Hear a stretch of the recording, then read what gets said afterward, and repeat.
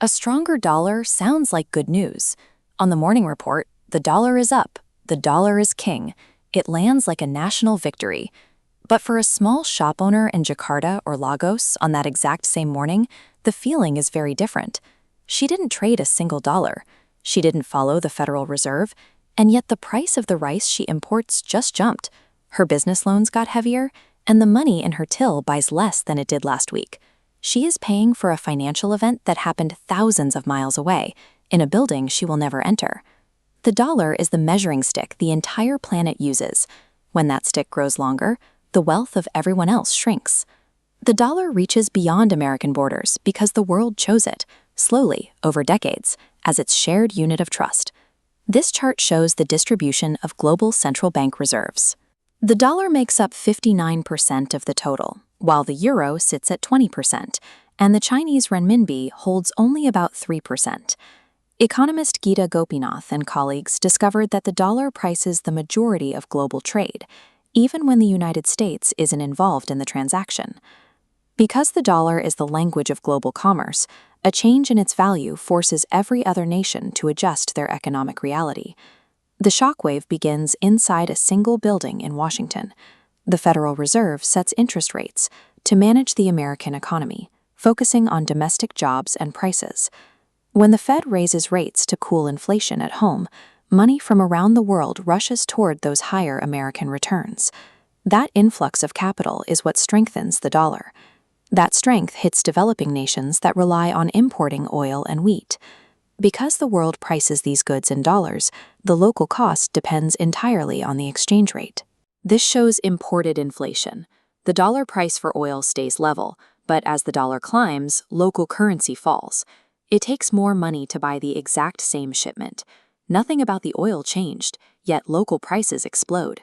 The pain is exported through exchange rates. Imported inflation allows the United States to export its domestic financial pressure into the daily lives of people who did nothing to cause it. The pressure on imports is the first shockwave. The second involves the weight of international debt. This shows a currency mismatch. Emerging markets earn local currency, but owe over 80% of external debt in dollars. When the dollar strengthens, the loan amount remains, but repayment costs explode. Borrowers need far more weakening local currency for each dollar owed. This chart tracks how a 10% dollar surge impacts national output. Emerging markets suffer a 1.9% drop, lingering 30 months. Wealthy nations experience a smaller 0.6% dip, recovering within a year because they borrow in their own currencies. The structure of global debt makes the strong dollar regressive. It takes the most from the economies that have the least. In the late 1990s, dollar pressure and currency mismatches were at the heart of the Asian financial crisis that swept from Thailand to Indonesia. The pattern rhymes across the decades.